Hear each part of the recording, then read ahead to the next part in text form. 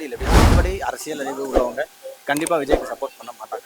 இது வந்து அடிப்படை ஒரு நூத்துல ஒரு 30% அரசியல் அறிவு இருந்தாலே அவங்க கண்டிப்பா விஜய் பக்கம் நிற்கிறது. தமிழ்நாட்டுல எல்லாத்தையும் அரசியல் இருக்குன்னு நினைக்கிறீங்களா? இருக்குன்னு நினைக்கிறோம். ஏன் அப்படின்னா சினிமா கட்சியை மட்டுமே நம்பி இருக்கிறவங்க விஜய்க்காக தான். இப்போ விஜய்க்கு கூடுற கூட்டம் விஜயை பார்க்கணும். இன்னைக்கு நீங்க பாத்தீங்கன்னா ஒரு பொதுக்கூட்டம் விஜய் அவர் நடத்துறாருன்னா அந்த பொதுக்கூட்டத்துல விஜய் அவர் வந்து பேச்சு ஆரம்பிக்கிறாரு, அவரை பார்த்தாச்சு கிளம்பலாம் அப்படின்னு பாதி கூட்டம் கிளம்பிடும். அந்த மாதிரி கூட்டம் தான் அங்க வருது. அவர் வராதிங்கன்னு அவ்வளோ ஒரு தலைவர், ஒரு கட்சிக்கான தலைவர் நீங்க வரீங்க, ஒரு வேணாம் என் பின்னாடி வராதிங்கன்னு சொல்லி அவ்வளோ கெஞ்சுறாரு. ஆனா அவர் கிளம்புன உடனே பின்னாடி போறாங்க. அப்போ ஒரு தலைவரே மதிக்காத தொண்டர்கள் நாளைக்கு அவரே ஆட்சிக்கு ஒரு வேளை வந்தாலுமே அவர் சொல்றதை கேட்டு எப்படி தொண்டர்கள் நடந்துப்பாங்க? தலைவன் எப்படியோ தொண்டர் அவ்வளி. தொண்டர்களை வழிநடத்த தலைவர் தவறுறாரு.